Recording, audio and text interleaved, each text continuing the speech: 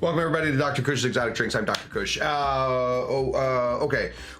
I am still trying to figure out what to do with this champagne acid. First of all, I tried everything that everybody said yesterday. I heated it up, try and get all that lactic acid in there. I put it into my spindle to really get some whirring going. I talked it down, tried to convince it to get contained, and this is what's happening to it. It is separating, and it just goes straight milky. So I think what we're dealing with here is lactic acid is just going to make cocktails milky, which is not ideal. It's not ideal, but the flavor is so good that I'm willing to deal with a little bit of milkiness. Now today we're gonna be putting this into one of my favorite cocktails of all time. Yes, we've done this cocktail on the show. I think we've done it maybe 5 or 7 times. It's called the Bamboo. Created in Japan, became very popular in the very early 1900s, sort of floated around all over the place. A guy named Louis Eppinger created this one in Tokyo. It's super simple. There's not a lot to it, but something about it just makes me happy. And it is going to be using an abnormal amount of citric or of lactic acid and tartaric acid in the cocktail already. So my thought is maybe if we can match flavors, then we can bring out something even more in this cocktail and revolutionize everything. And honestly, maybe just shut down bartending. Maybe we can just be done with, maybe honestly, if I solve this drink, we can just be done with bartending and then we'll move on to, I don't know, what else do I like? We'll get into reading. We'll get back into reading. Great. So we're back into reading if this works out. So that's what we have planned today. If you guys were unable to get your malic and lactic acid delivered to your house at this point, I know. It's been tough. So that's what we're doing today. I have my sherry ready to go. I have some dried vermouth in there. We're going to be using Gaz Regan's bitters, and then we're going to be champagne aciding this. So that's a theory on how the show's going to go. Let me say hello to the people. Good evening to our good friend Shawnee Panabaker, who is hosting possibly the most popular show currently on Dr. Cush's Exotic Network, which is, of course, the pre-show happy hour. It seems as though it's a hit. I love it. Sometimes I just sit and watch it.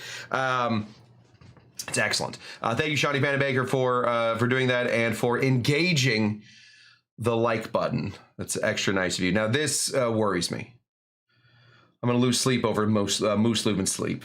Sorry. I'm going to lose sleep over Moose losing sleep. He's not going to sleep tonight to watch the show. But now, what about tomorrow? Moose. Oh, Lord. How do I convince him that you don't? Moose, we love having you here, buddy. Please don't miss sleep. That's my biggest fear. Happy last day of June to everybody else. From Chuck.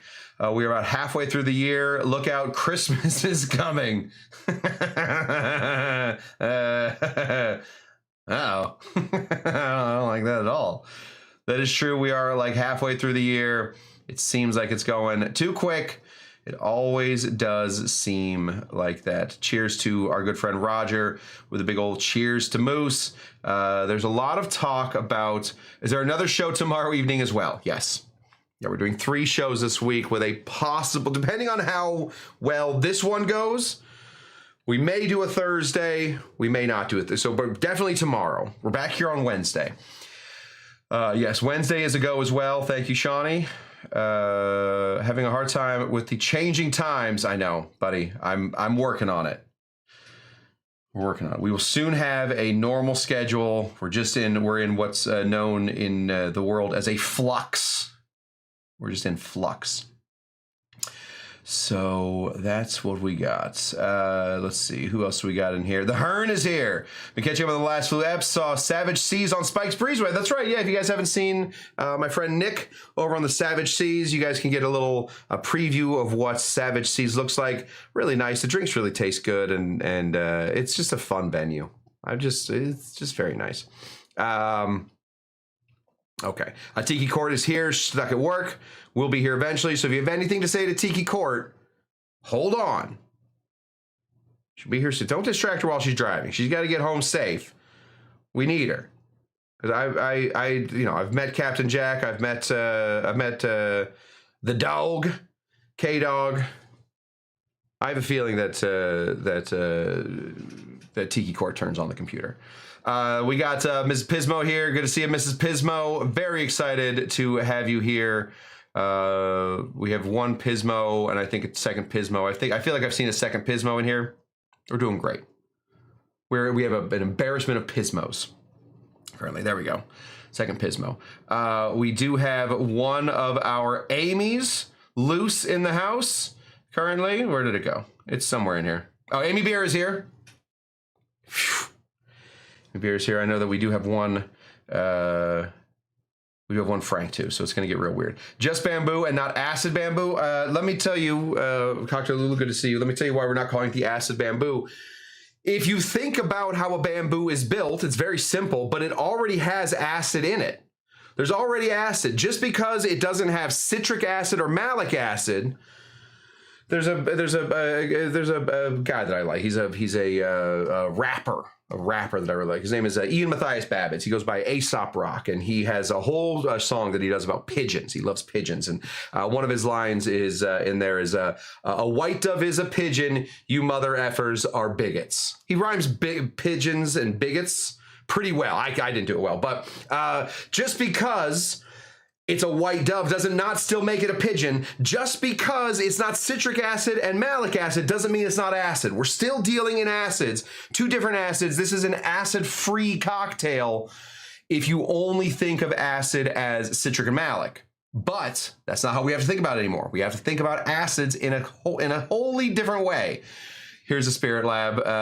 You may know him as Frank. You may know him as the Low Carb Cocktail Guy. We know him as a Spirit Lab here. And I have a feeling that he can tell you how many carbs are in lactic acid. It is, let me get this out of here so we can see it. It is milky, and from what I understand, carbs are milky. Now, let me be very honest with you. I understand nothing about carbs, other than I love them. So I think carbs is my favorite food. Sandwiches is definitely my favorite food, followed quickly by chicken wings. Those are my two favorites. From what I gather, carbs are milky. You can correct me if I'm wrong. Tiki Meek is here. That brings us up to 2 Amy's in the house. Uh-oh, we got Frank Explorations. That's 2 versus 2. Will we get a third Amy? I don't know. I don't know the answer to this. Aloha to you, Street PI. Very excited to have you here on our Tiki Tuesday. Street PI, a fabulous, just human. Just a really, and what a name. Street PI, excellent. Avery is here. Avery, allowed behind the bar. Glad to have Avery here. I saw that there was a concert coming up that has Blues Traveler. It has the Spin Doctors. It has something else, and I thought of Avery for some reason. Thought maybe Avery would like that. Would you like that? Honestly, Avery, I don't know. I have no idea. Who else we got in here? We got Moose. Moose is back. He did stay up. I don't know how. I don't know why. It's just a cocktail buffoon doing what he's doing. But Papo Mau Mau is here. Good to see you, Papo Mau Mau. Susan Lang is here. My mom, Paul Bellamaro, is here. I really like acid in college, just not in cocktails. I disagree with you, Paul. The more we get into this, the more I realize that acid is in almost every cocktail. There is not a cocktail without some sort of acid in it. I have not been able to find it yet. We're still on the lookout. Lori Bendy is here. Good to see you there. Christine Unger. Christine Unger and I went to high school together.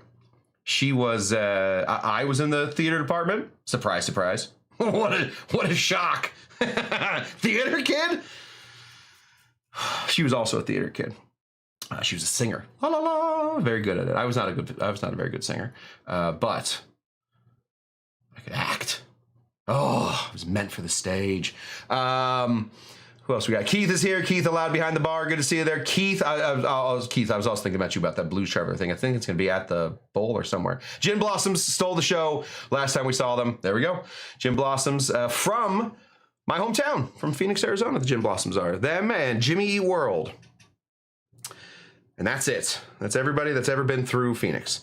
John is here. John Molesworth. Good to see you. Don't worry about being late. It's fine, John.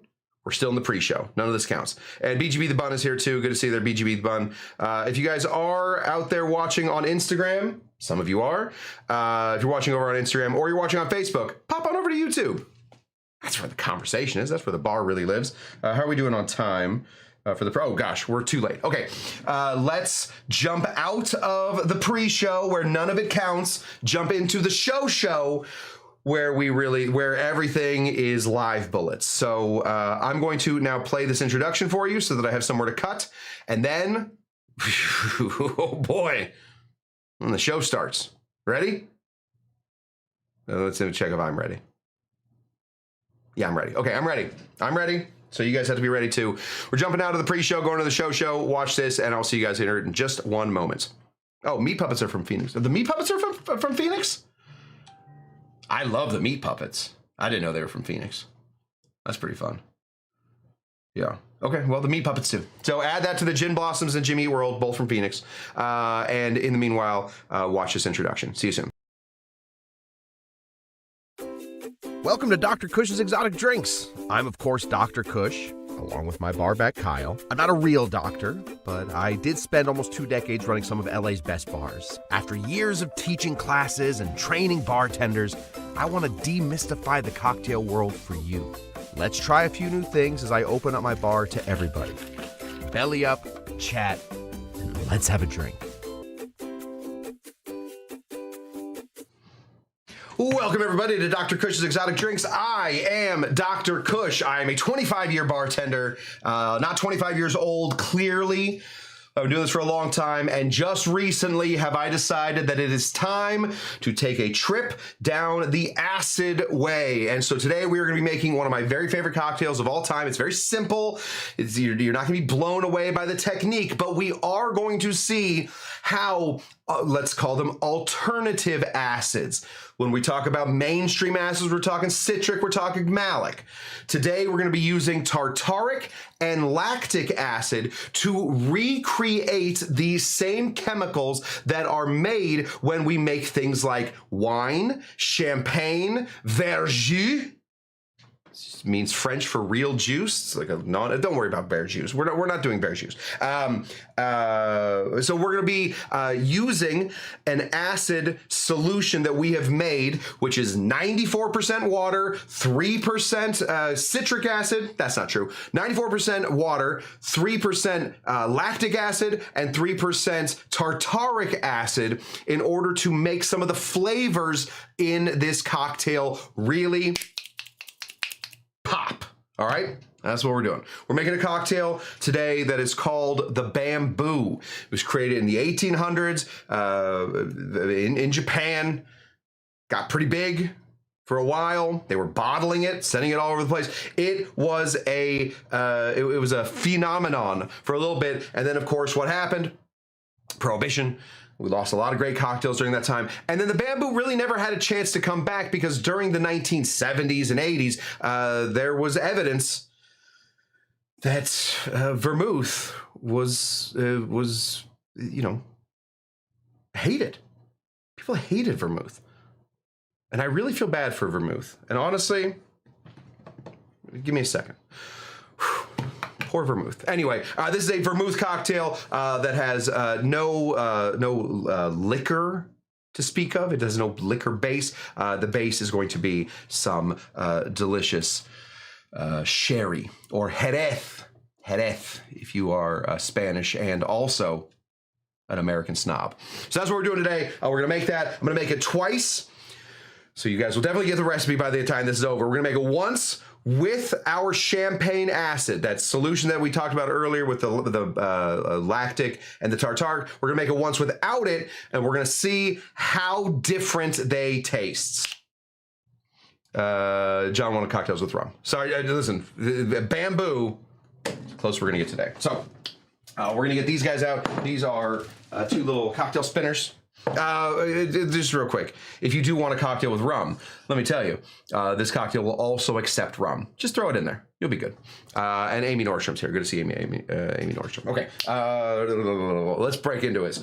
This is my Jerez that I use, or my sherry that is from one of the most tiki stores in the whole gosh darn world, called Trader Joe's.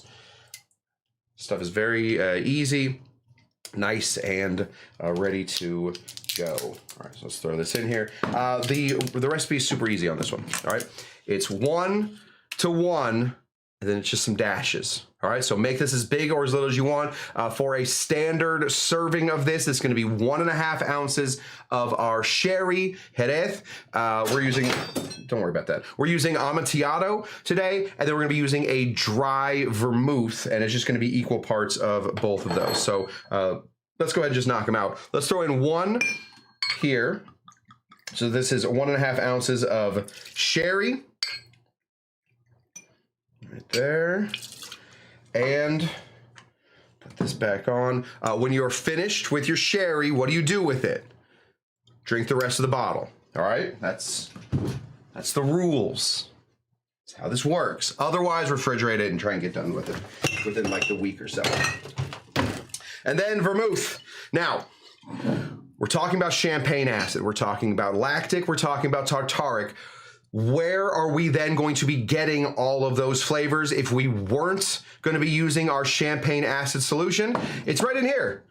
Inside of vermouth, vermouth is just a fortified wine. When you make wine, you are going to throw some yeasts in with some grapes. Those grapes are going to chomp, chomp, chomp, and they're going to fart, fart, fart out a little ethanol, but they're also in the process going to be creating a lactic acid, and they're going to be creating a tartaric acid.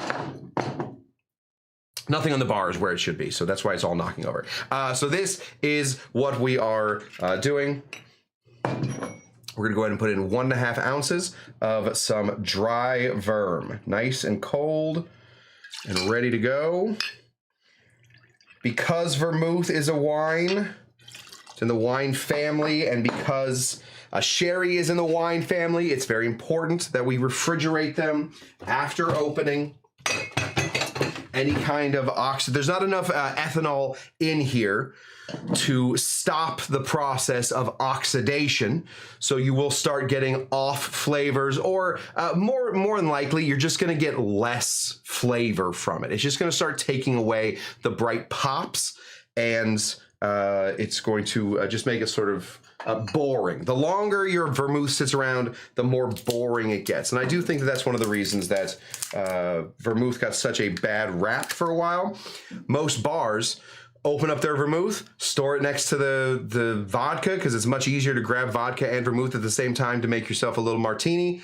And then after like 3 weeks, 2 weeks, the vermouth started tasting crappy. So people wanted less and less of it. That's not what we're doing here. We're storing in the refrigerator, trying to keep it around for a little bit. We're using Regan's bitters today. Regan's bitters. Why would I call it Regan's bitters? These are Regan's bitters. These are Gaz Regan's. I don't know if you guys remember Gaz. Gaz is the guy that stirred the Negronis with his fingers so often that they actually made him a little spoon. I own it. It's somewhere.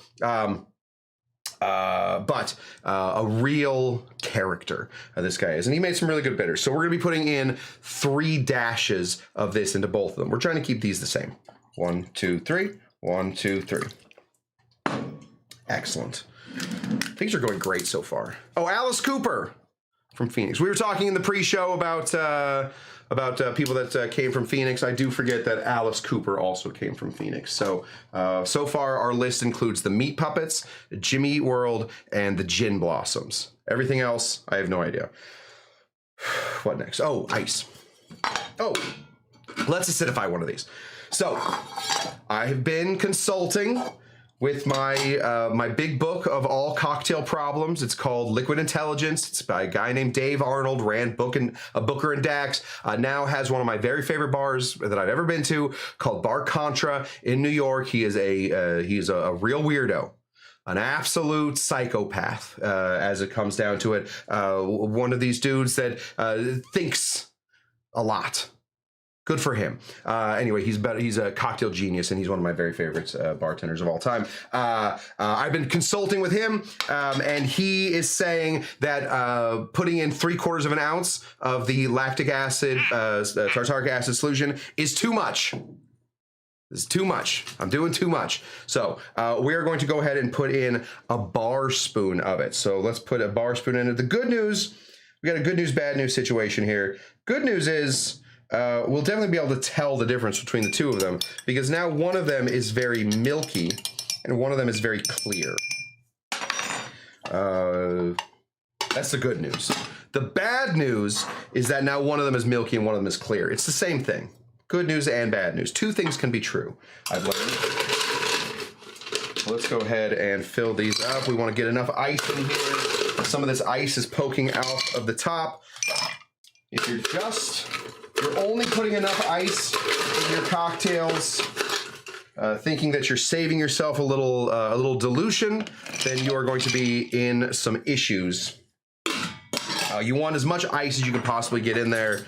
That way, the ice is helping the other ice not melt. Now let's see. Can I get this done? Let's see if I can get this right here. See if I can do a double spin. Nope. My old hands don't work anymore. Nope. Okay.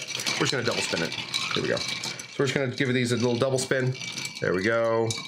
There we go. Nice little double spin. Just like everything else, we're looking for about 20% dilution, maybe a little less on this one since there isn't any hard alcohol in here. It's just the two different wines that we have. Let me throw it in here. And there we go. Those are the difference. Smell exactly the same. That's the fun part about this tartaric and lactic acid. It's really the fun part about using any of the acids that are just powders. It does not change the smell of the drink. How do you measure dilution? John Molesworth asks. Let me tell you, John, a wing and a prayer. It's really a wing and a prayer. It's I don't want to get too scientific on you, John. It's a feeling. It's a scientific feeling. So it's a feeling. We're just hoping. We're really hoping that we get it right around 20% dilution. If we do, then great. If we don't, we missed it a little bit. But after doing this for as many years as I have, once the gray starts coming into your beard, I feel like you can hit 20% almost every time. Let's pour this in. Now this is going to be our milkier one. And this is going to be our less milky one. I will say, I very much prefer the look of the one that does not have the lactic acid in it. Granulated cylinders and micropipettes. Or graduated cylinders, micropipettes, yeah. Yeah, 20% feels like 25. There you go. You guys know. You got the gray over your head? Honestly, John, you just hit 20%. So congratulations. However you do it, whatever you're doing, you've done it. Okay.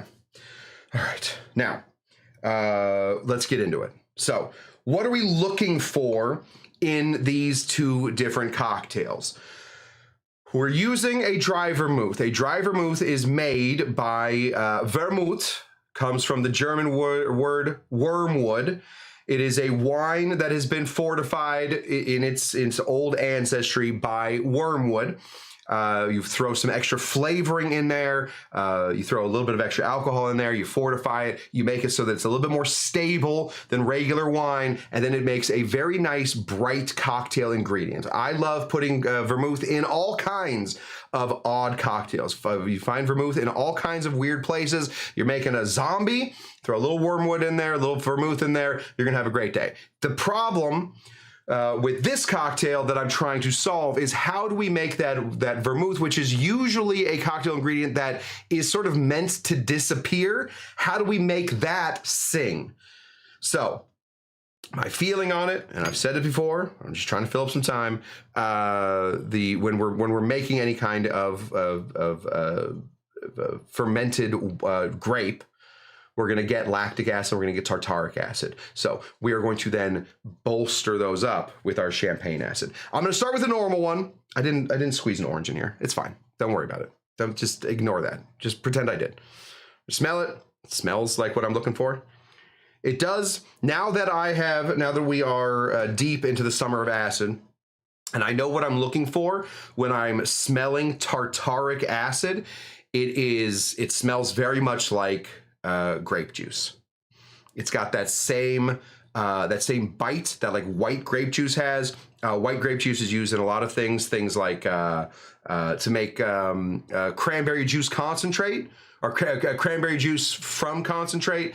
Things like ocean spray. You're going to find an awful lot of white grapefruit juice in there. White grape juice, not grapefruit juice, different.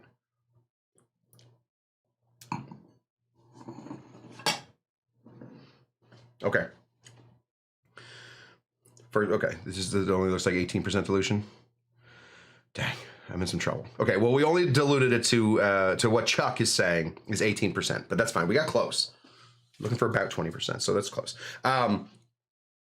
This cocktail is it is bright, it is light, it is grapey. For sure, it is grapey. The orange bitters in there is doing some work. The orange bitters is doing some work. So don't forget the orange bitters when you're making a bamboo. You're going to want the orange bitters in there. Now, let's see. Let's see the difference. Same smell.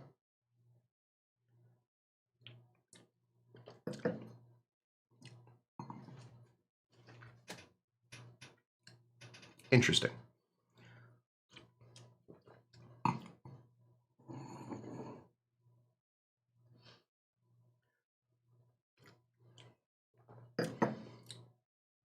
Oh yeah, don't forget to order orange bitters. This is Savage Seas Tiki. This is my friend Nick. Okay, this is what I'm tasting in the two of them. This one is not coming in tart. Sorry, when I'm pointing at it, I'm pointing at the same thing. This one is not coming in tart. The acid is certainly there, the tartaric and the lactic acid from the two different types of wine, but it's not coming in. You can taste exactly what these two ingredients are doing to this cocktail. This one with the acid,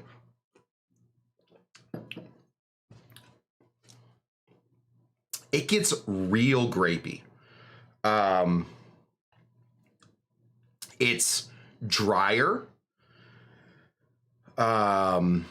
It's drier for sure. This one has some sweetness to it. This one is sharp. It's sharp. Now, to be fair, I put in a full bar spoon in there. Would it be worth it to do this one and just put in a couple drops in of the champagne acid to see if we can't get, I think it is. I think it's worth an experiment. Let's find one that, I think there's one that just has water in it. Rum extract, vanilla extract, citrus bitters, firewater bitters. I have one that's just water, right? Saline, rose water, ACV, apple spice vinegar for the layman. I don't have water. Okay, we'll go by drops. We'll just go by drops. Okay, let's try it. Let's go by just a couple drops here. I just want to see. I know what this one tastes like. I know that those are big flavors. I'm gonna put in a little less. So let's bring in a little less cam real quick. Show you what I'm working with. Get this up here. See the top of my head. Float this down. This is a bar spoon, and this is less of this stuff. Let's just go ahead and sort of floop it around. Create those fun little explosions. Give that a stir. See what we did. Now, all we're trying to do is bring out the acid flavors that sometimes just go unnoticed in a cocktail that is very much, it's very much non-acid forward.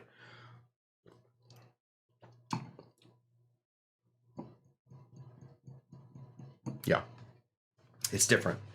It's different. It is, I mean, obviously we're putting in flavors, it's different. Do I like it more is the issue. I think what I'm struggling with this champagne acid is like, why do I use it? Like how do we use it to make our cocktails pop more? We're using pretty nice. We're using Martini and Rossi, Martini Rossi dry vermouth. We're using the Santa Rosa. It's not the greatest of all the Jimenez or the Jerezes, but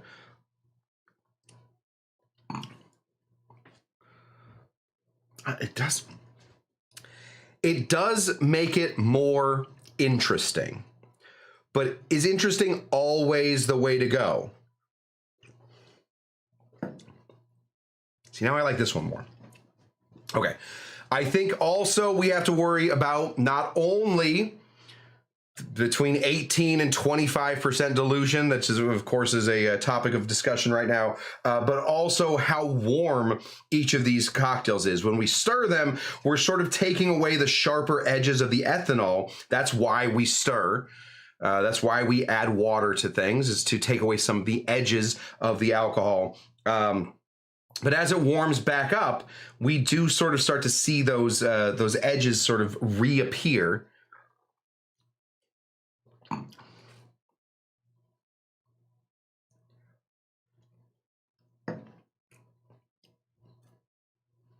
This one tastes like grape juice now. This one tastes very much like it is a white grapefruit juice. I made a drink last night with it. I took out all the citric acid. We did, it was sugar, it was gin, and it was just the champagne acid, and I thought it was delicious. So then my thought today was, what if we add the champagne into a cocktail that doesn't have citric or malic? And now I'm a little confused about what we're doing here. It's me drinking. It's basically what we're doing.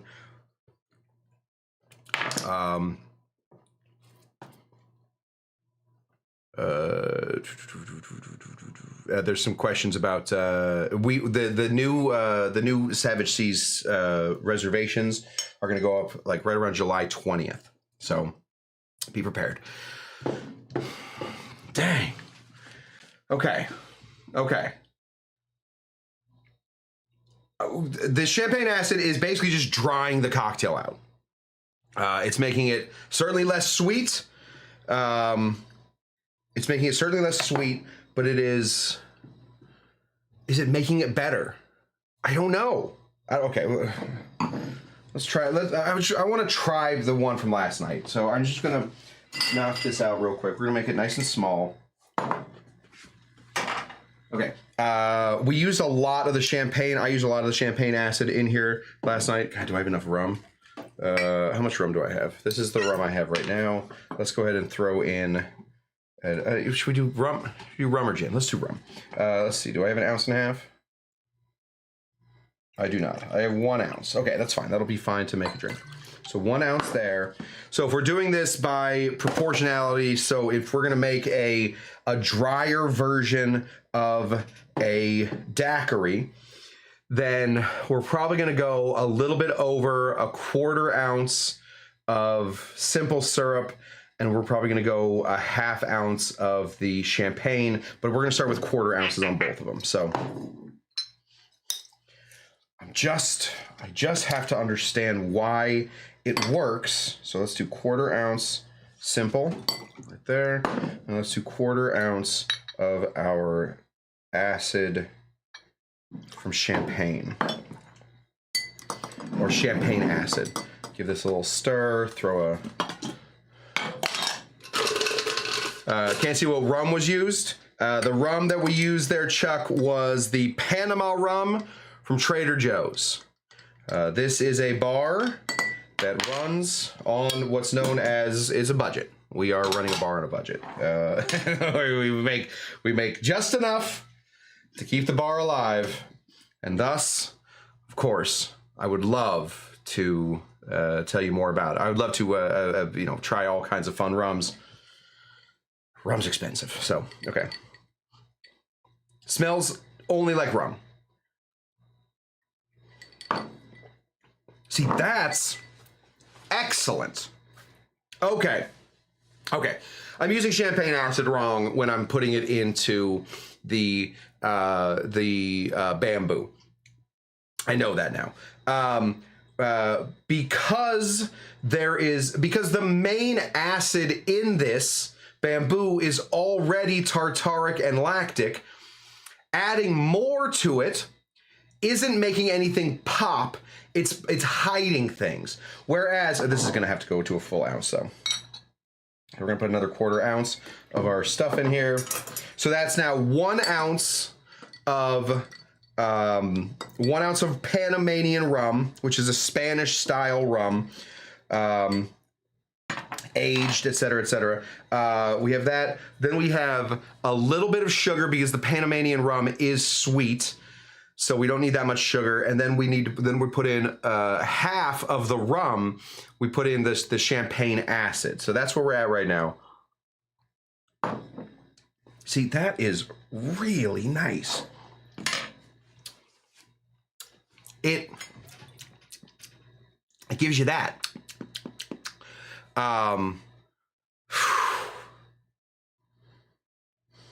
Okay. I really thought we'd figure something out today. We have not figured anything out.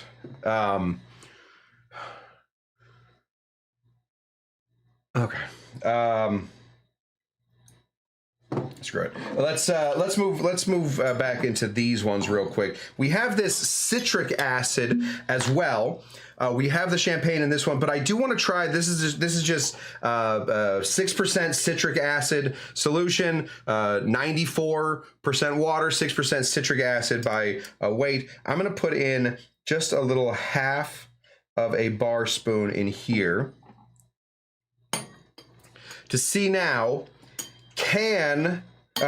Is the change gonna come from using a third acid being put in there, or does that are we just doing overkill at this point? I'm gonna put on my hat because I have to look at myself, and I have to my hair is gone.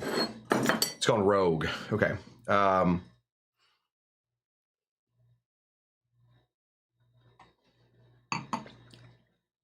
Nope. Okay. Nope. No. Citric acid in the bamboo is the wrong idea. It doesn't work. It takes you right out of the game. You think you're sipping on an all-day sipper, but it ends up being a real bummer, right? It's like bringing your friend that makes all those funny jokes, and you bring him to the club, and then he just makes fun of everybody. That's what citric acid is doing in here. Oh, well, never mind. My wife thought my hair looked nice, so buy hat. You can get these hats at Savage Seas. They're great hats. Gosh darn it. I really thought that I would figure something out today. I haven't figured it out.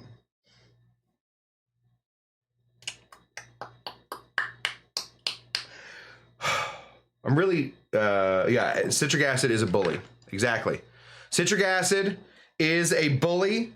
No doubt about it. Citric acid is a bully. Should we try it? Should we try it? I have ACV, which is apple cider vinegar right here, which is, of course, acetic acid. Let's just throw it in here.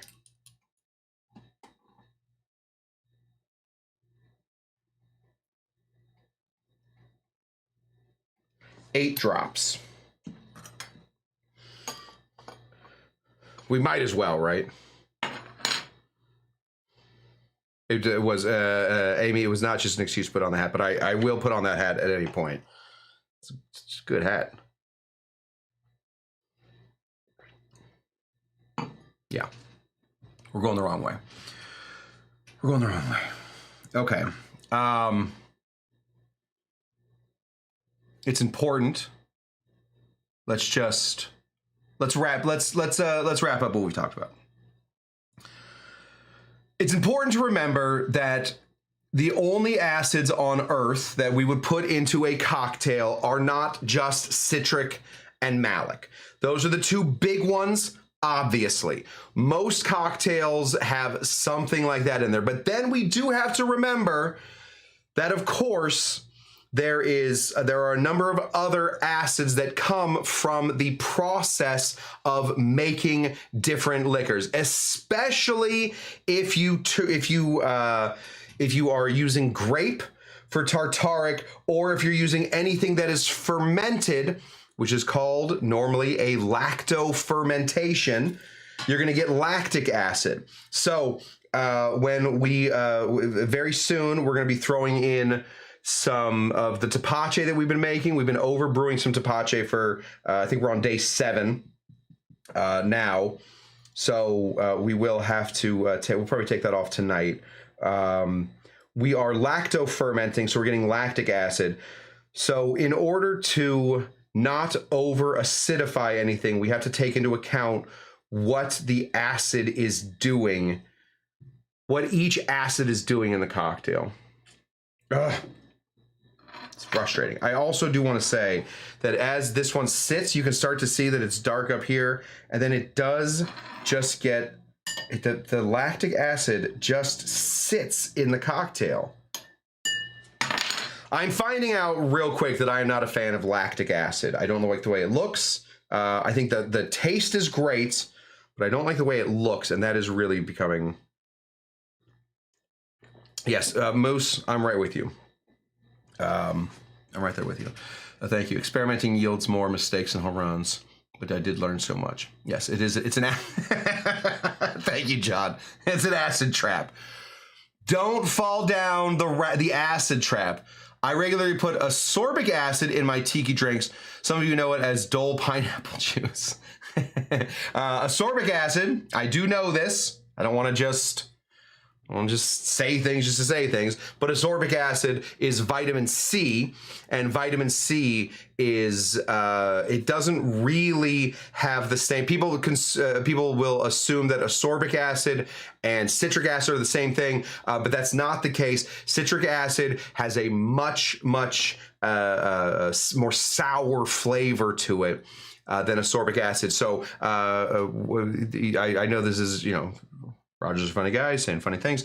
There's more ascorbic acid in a pineapple than there is, or ascorbic, whatever. There's more ascorbic acid in a pineapple than there is citric acid in a pineapple. There's not none, but there's less of the citric acid, which is why when we talk about adding different acids as juices to cocktails, we get into what Jason Asher describes as half sours and full sours.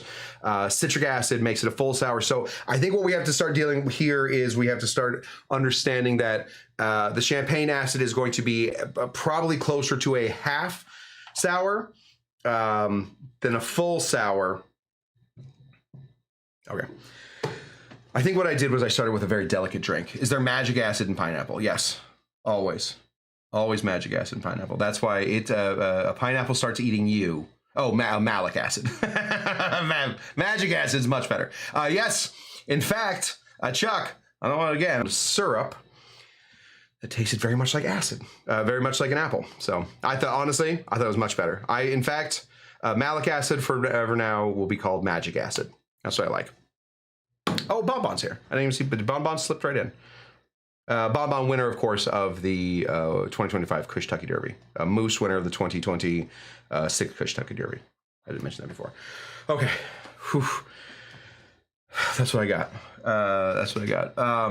We're coming back tomorrow. Oh, let me show you what we're doing tomorrow. We have some fun stuff. We are going to break out a pH meter. I have a pH meter.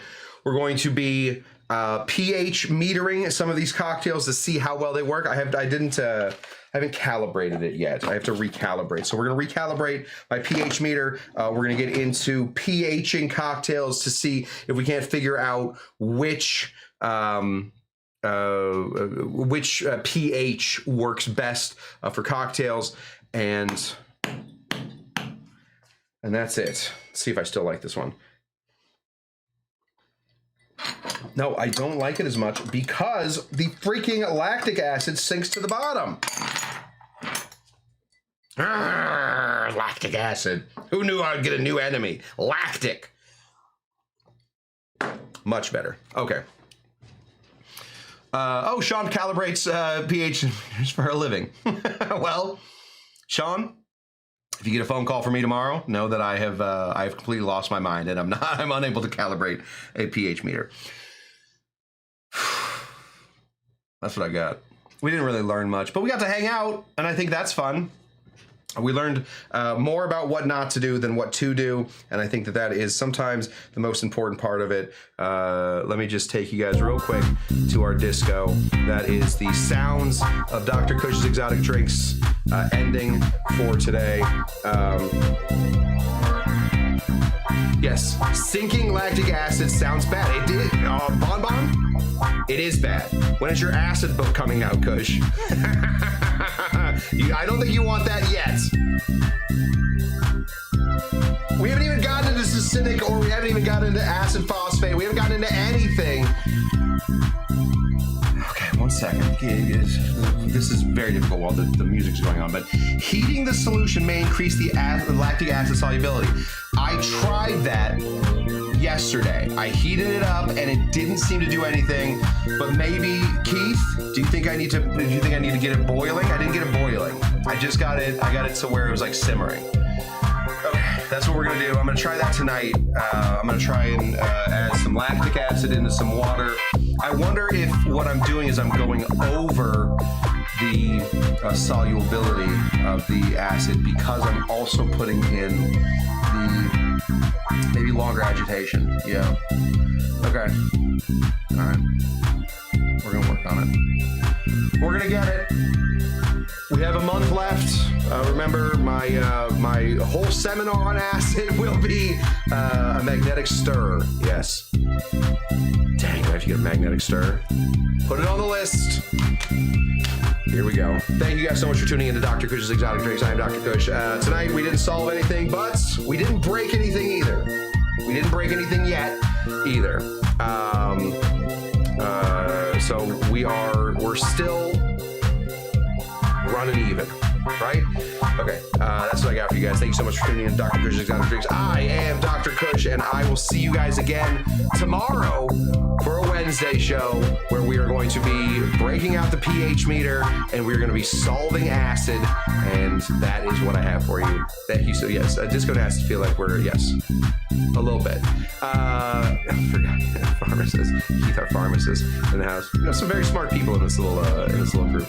Until next time, guys, thank you so much for tuning in to Dr. Cush's Exotic Drinks. I'm Dr. Cush, and good night. Stick around for a word from Rocky.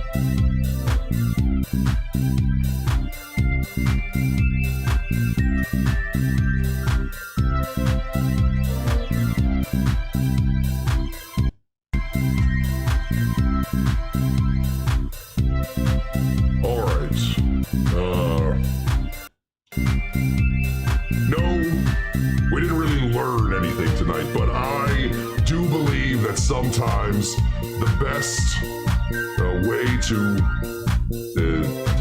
stay the exact same is to fail a lot. But once you stay the same, you have a little platform.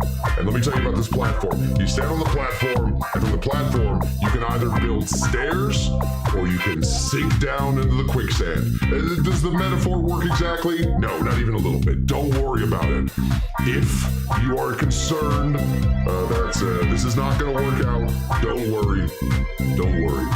Some of the greatest trees I've ever met took years and years to grow. Some of them overnight. I have a friend named Bamboo, and Bamboo, one night he was planted, and then the next night he was 500 feet tall. So there's two different ways to do a lot of things. There's more than one way to take the bark off of a tree, and that is sort of what we're doing now. One day, it's all gonna make sense. One day we will all walk around here with our little PhDs in acidology, and we'll all be better for it. So I noticed that Cush is in a corner crying right now. No big deal.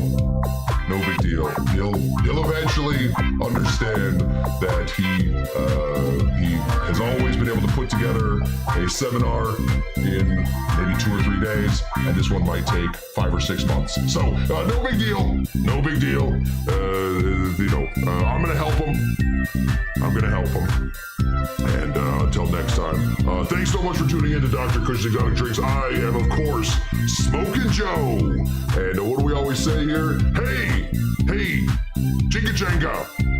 Put that acid down, buddy. Don't put that acid in your eye. Acid in your eye, that's the worst. You don't want that. And also, what else do we say? We're always like, bye-bye. So we're saying bye-bye at this time. And until next time, my favorite words, bye-bye.